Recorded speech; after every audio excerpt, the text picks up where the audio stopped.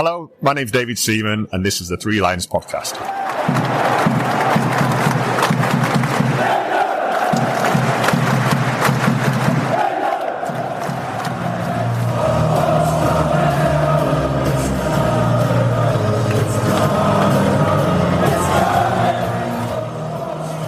Hello and welcome to the Three Lions Podcast. My name is Russell Osborne and this is an independent England football supporters podcast. I hope I find you well. January, finally, out of the way. I don't know if it's just me, but that month, just drives me down. Struggle to get my enthusiasm up for much, I don't know.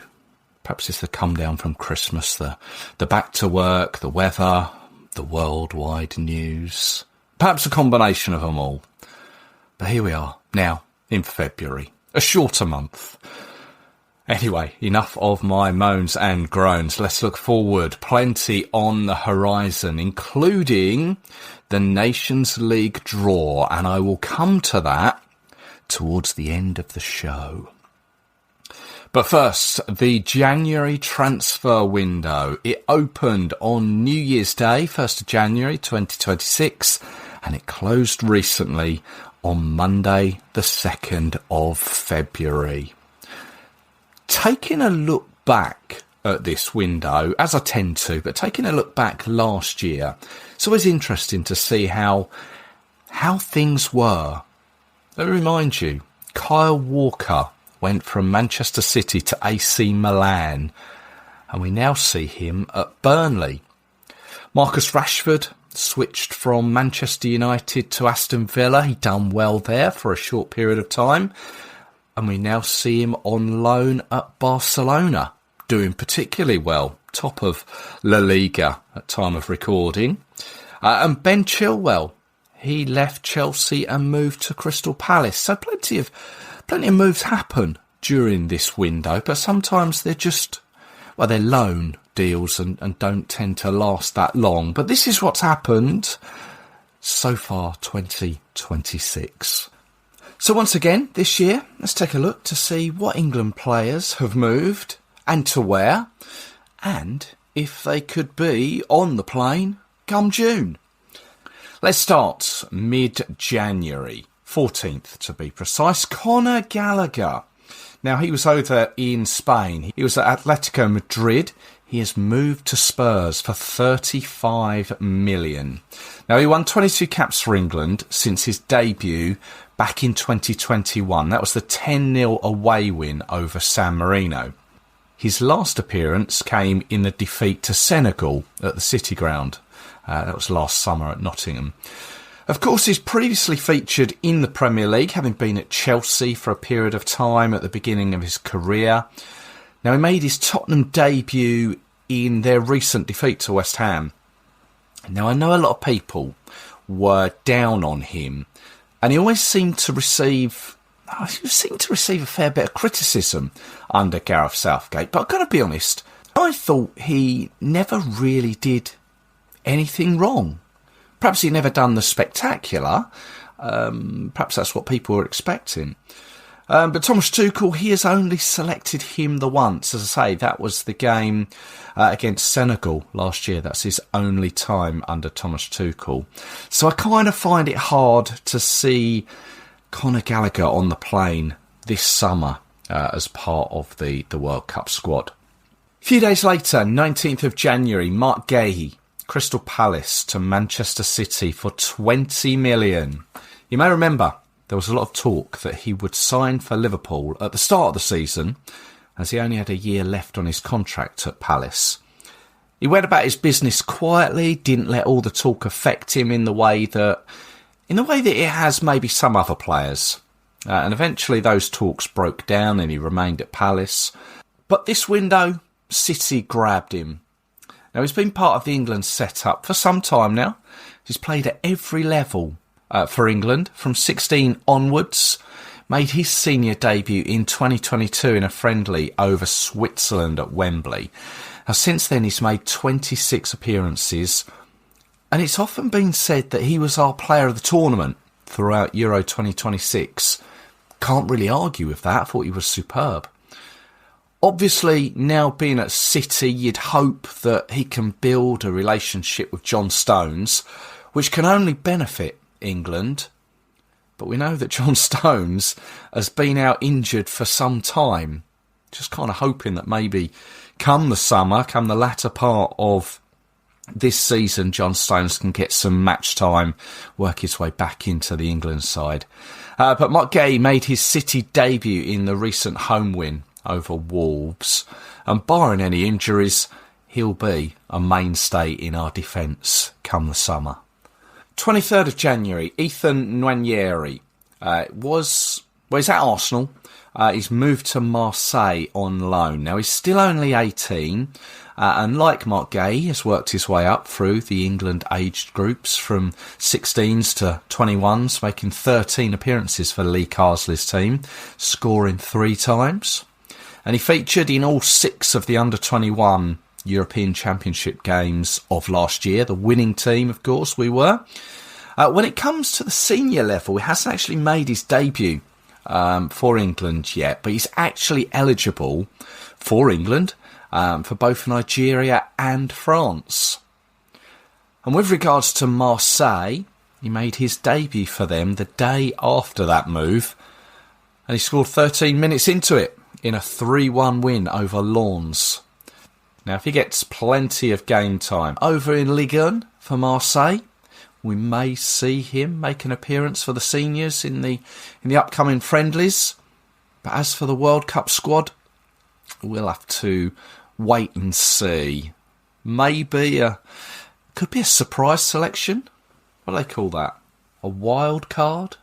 25th of January. Now, this one is a little complicated. Well, it is to me. Tammy Abraham. Now, he moved from Roma to Besiktas in Turkey for 11.2 million. He's been a loan player for quite some time now. Going back to the start of his career in 2016 when he was at Chelsea, he was sent on loan to the likes of Bristol City, Swansea, Aston Villa. In fact, he helped Villa get promoted. And he returned to West London for a period of time before joining Roma in 2021. He had a stable period of time there, scored some goals. That was before the Rome club loaned in to one of their rivals, AC Milan, for a year. And once that period of time was up, he was loaned to Besiktas. And it's now that Roma have decided to sell him on to Besiktas as they actioned their clause to buy him. But that's not where the story ends, as a couple of days later they then sold him to Aston Villa for 18.25 million. I don't understand how it works. It just seems a strange one to me. Not the fact that he's back in the Premier League, but the way it happened financially. I mean, have Besiktas just made 5 odd million for 2 or 3 days of having it? I don't know. I guess it's just a paper trail. I don't know. But yeah, Tammy Abraham, he's scored goals generally wherever he's been. Although his England career, so far he's accumulated 11 caps and scored 3 goals. And like those I've already mentioned, he too has worked his way up through the youth ranks before making his debut against Germany in a goalless draw in 2017, when he was the second Swansea player to represent England. His first goal, do you remember? Well, it came in our 1000th game, the 7-0 win over Montenegro at Wembley. And his other 2 goals came against Andorra and San Marino, and his last cap came in the goalless draw with Italy at Molineux in the Nations League 2022. Unless he does something spectacular at Villa now, I'm not sure I can see a space opening up for him this summer, unless someone gets injured and a space magically appears for him. 29th of January, Connor Cody, Wrexham to Charlton on a loan deal. Cody, he's one of those players that probably doesn't spring to mind when you think of England centre-halves. I still think of him as a Wolves player. But he did move from there. It's 2023, in fact, where he moved to Everton and then Leicester. He made his England debut in 2020 away to Denmark in the Nations League, and he would go on to win 10 caps. He scored on his second game. He was a squad member throughout Euro 2020 and also through the Qatar World Cup. And I always felt that within those 10 caps, he felt and looked at home in an England shirt. He was organised, he was vocal, he played with a smile. I mean, perhaps that's just his personality. He's still only 32, and you'd think that if selected, he's one of those players that would give it his all. But it's not going to happen, is it? There's plenty ahead of him in the pecking order for that position. And now the last two on my list of the few that happened on deadline day in what really was a quiet window all round.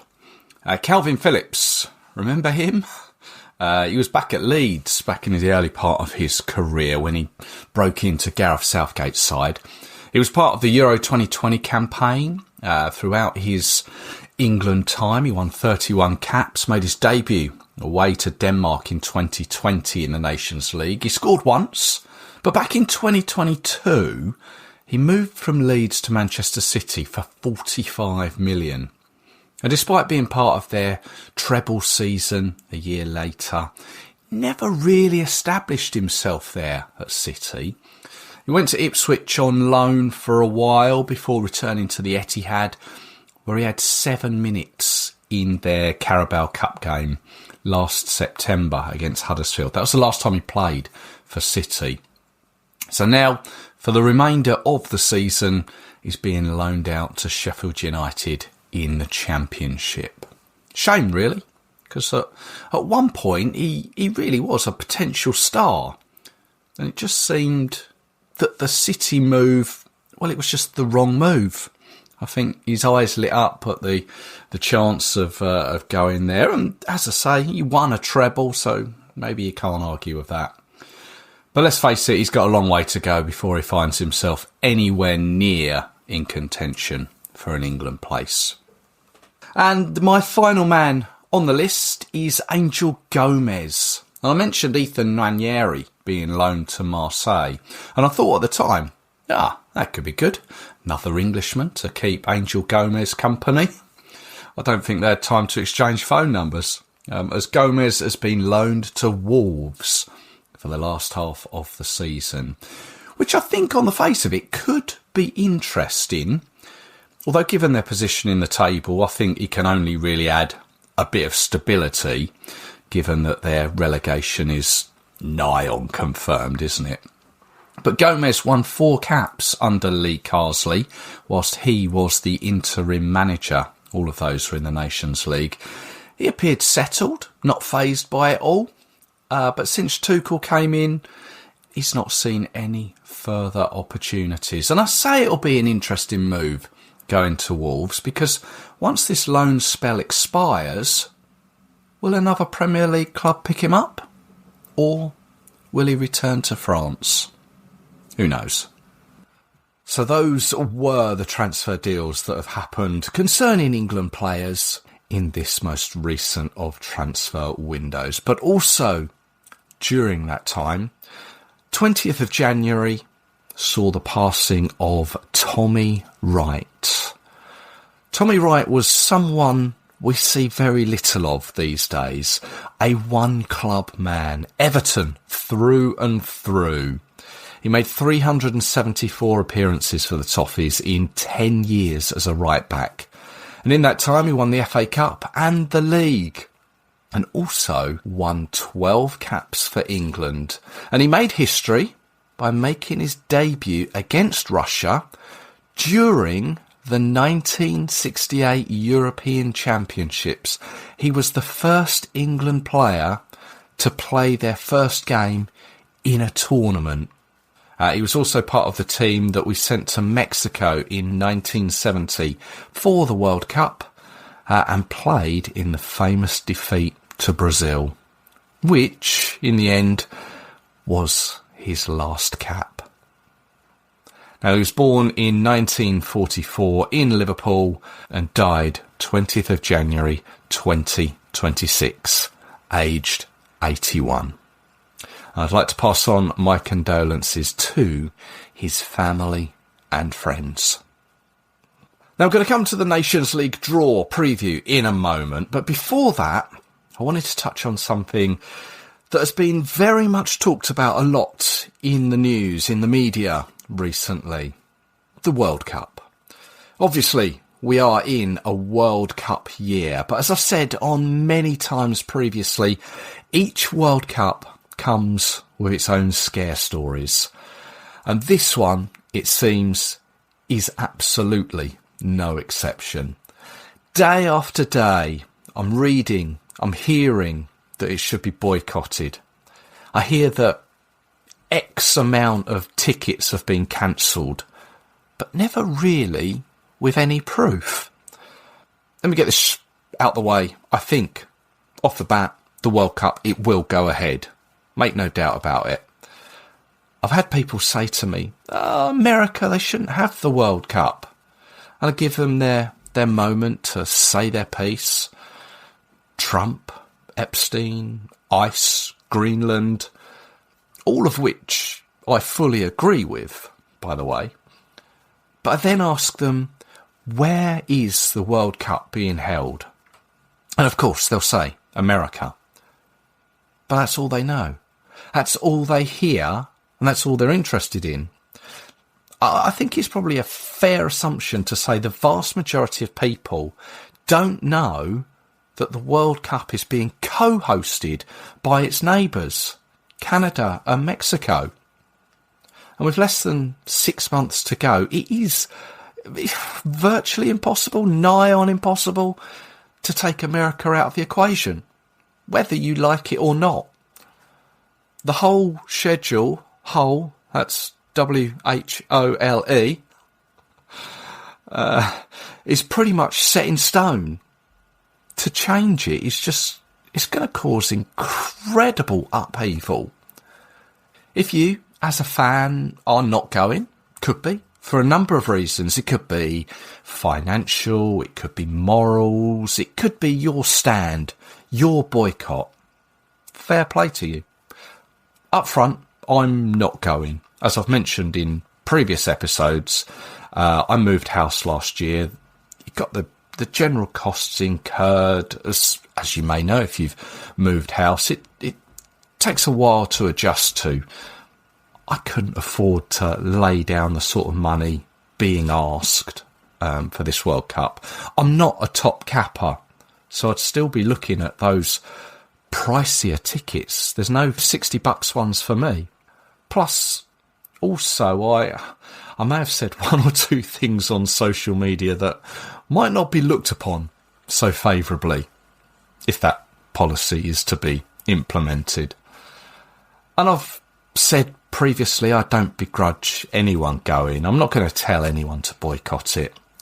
Those that have already paid for their flights, their accommodation, and soon to pay for those tickets, those are the same people that I sit and stand beside at many an England game. Doesn't seem right for me to say that they shouldn't go. And I've seen it in the news that some people have spoken about boycotting it. A German official who appears to be a St. Pauli official. If you know your German football and who St. Pauli and what they stand for, he has come out and said that perhaps Germany should consider boycotting it. Sepp Blatter has also apparently said something similar. It appears that Sepp Blatter has now grown a moral backbone. Really? But let's be honest. I can't see nations boycotting it. Denmark is going to be interesting if they were to get through their playoffs. But then you kind of think, well, that would all be in vain, wouldn't it?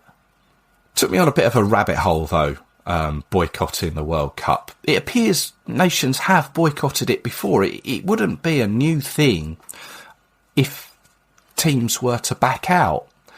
I could make a cheap joke about Scotland boycotting it since 1998, but that'd be childish of me, wouldn't it? So I've done a little research, and to be honest, we need to look in the mirror first.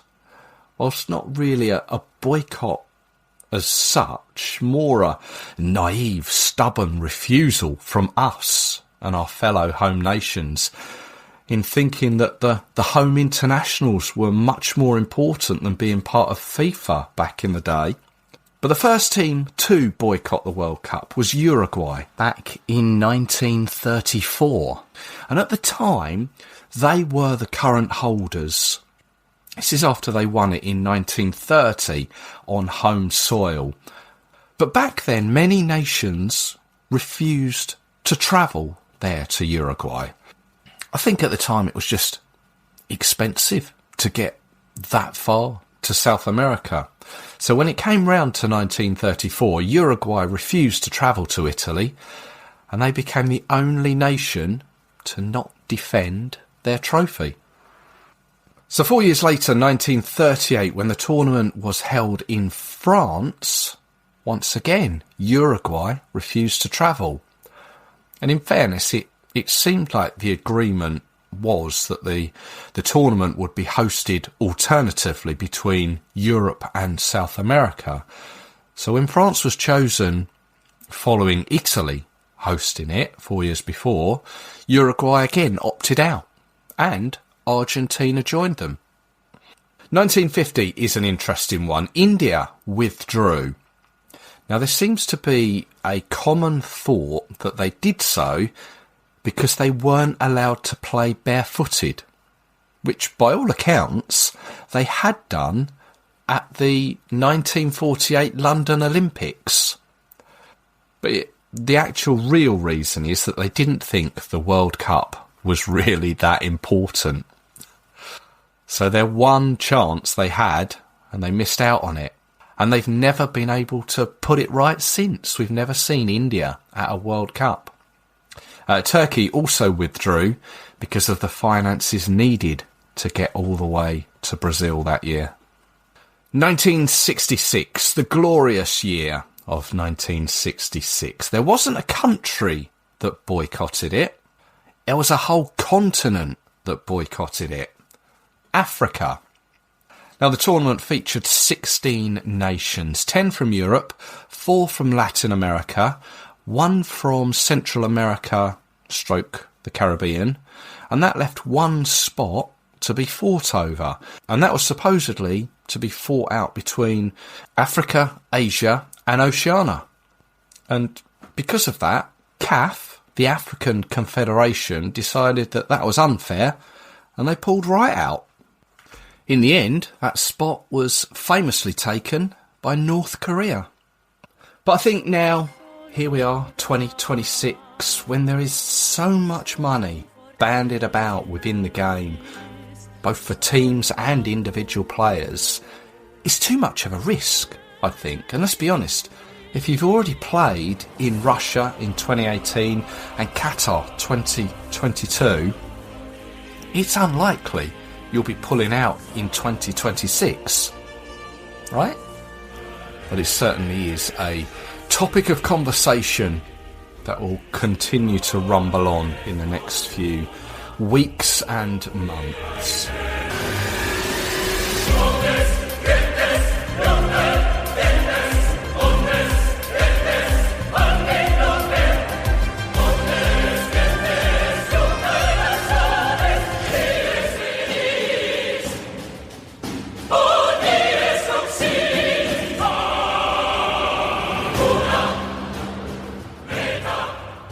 Now, as I mentioned at the top of the show, coming up on the 12th of February is the Nations League draw. The plan is that that will be the subject of the next episode. It might be a day or so later, as personally I'm heading out to Milan for some Winter Olympics action.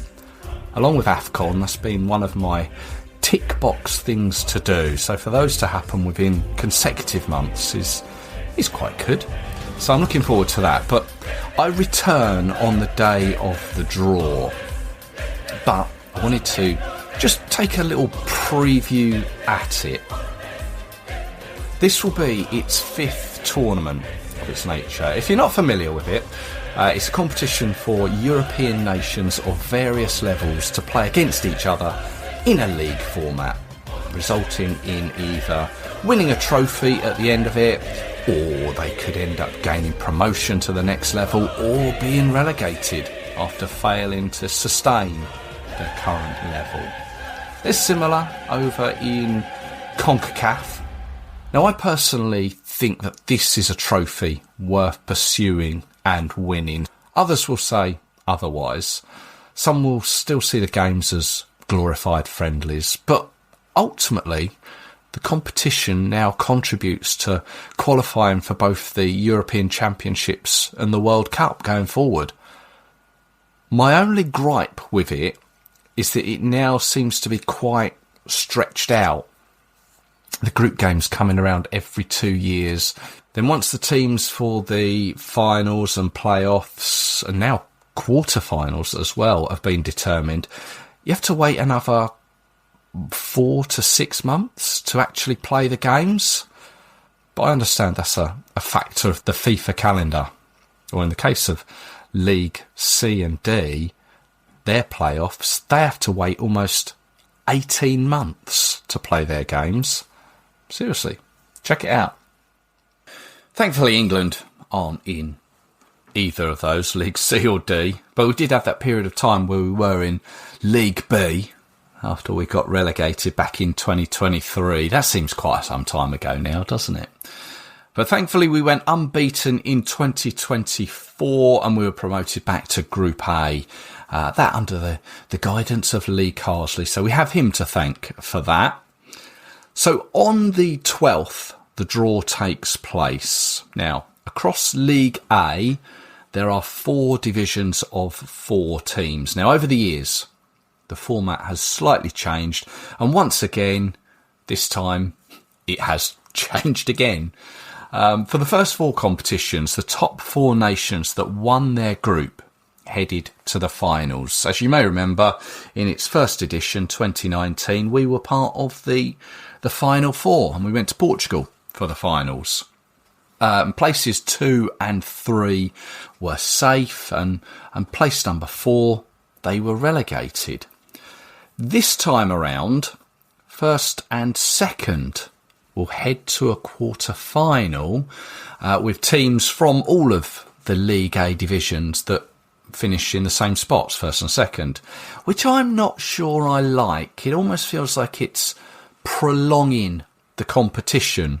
Actually, let's just take a quick look at the dates, clarify those. The 6 group games for us will take place between the 23rd of September and the 5th of October. That's the first 4 games. They've condensed the sort of international window for September on October.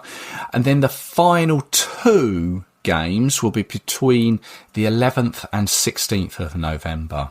These are later this year, 2026. Let's say we finish first or second. The League A 2-legged quarterfinals will take place between the 25th and the 30th of March next year, 2027. Then the winners of those quarterfinals will head towards the finals that we know. That'll be the semi-final and the final. And they will take place between the 7th to the 15th of June next year. So that's my frustration. That's my gripe with it. It just seems so spread out that our first game is in late September and the final is mid-June next year. Of course, none of this I have any control over. It's just me moaning. Likewise, I have no control over who we will play, but I can give you the options. So League A, there will be 4 groups of 4. We are in pot 3 alongside Serbia, Belgium and Norway. So we can't play any of those in the leagues, although there will be the possibility that we could in the quarterfinals or the semi-finals or the final. Well, let's not get too ahead of ourselves. But who could we face? Well, in pot 1, Portugal, Spain, France and Germany. In there are 3 previous winners. Portugal, who have won it twice, France and Spain. In pot 2, Italy, Netherlands, Denmark and Croatia.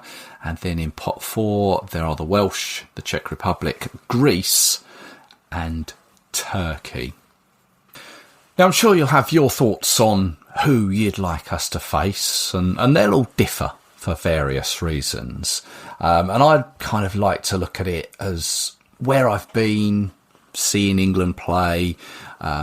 Do I want to go back somewhere that I've been recently? I'd much prefer to go to somewhere new, or somewhere that I haven't been in quite some time. But you could look at it from the angle of who would be the toughest draw on paper to the easiest draw. Spain or France from pot 1, I think, would both be tough, much like Portugal and Germany. But I think I'd put the first two above them, Spain or France. Pot 2, I think they're all of an even level, to be honest. Italy seem to be so hit and miss of late. The Dutch are always tough. I'm not sure I can pick the hardest or easiest. And then pot 4, I think any of Wales, Greece and Turkey away, with each of their crowds, could be intimidating. But on home soil, again, we're going to be more than a match for any of those. But if I'm going to put my neck on the line and say who I would like, from a selfish point of view, I think Portugal from pot 1, as I've seen us play all the other 3 on their own patch. So Portugal would be nice for a bit of sun, some Super Bock, and the chance to beat Ronaldo, if he's still playing, that is. He'll go on, won't he? Surely. Although you think maybe the World Cup might be his chance just to turn it in. From pot 2, I've not seen us play in Denmark or Croatia. I've seen Hajduk Split play before, so I think Croatia could be an intimidating atmosphere, good to be part of. Although what we're playing them in the World Cup and possibly the result of that may have a reflection on it, I don't know. Then from pot 4, I've seen us play the Czech Republic and Greece in recent years, and like I said, this is more from a selfish point of view. I'd quite like to see us take on Wales, and it is purely for that away game. I've never seen us play there. It wouldn't take much out of my own work holiday leave. I'm being selfish here. It's an in and out job, a smash and grab, if you will. But then I know I'd have to suck up the home game. No, let's go for that. Let's go for Portugal, Croatia and Wales. I think I'd be happy with that. How about you? Let me know. You can do that in the usual way. You can get in touch over on the socials, Twitter, Facebook, Instagram. You can drop me an email, 3lionspodcast@gmail.com. Likewise, you can do exactly the same if you've got an idea for the show. If you want to be on the show, we can do another one of Your England Journeys. You can tell us about England experiences that you've had over the years, and share those with us. Get in touch. 3lionspodcast@gmail.com. Thank you, as always, for tuning in. What have we done on this episode? We have looked at the transfers, the transfer window of January 2026. I've had my say on the World Cup and this whole boycotting talk. And just there, we've taken a look at the Nations League draw, the preview of how it could look. I will be back with you very soon, reflecting on that Nations League draw. I hope you can join me for it. So until the next time, take care of yourselves. Cheers.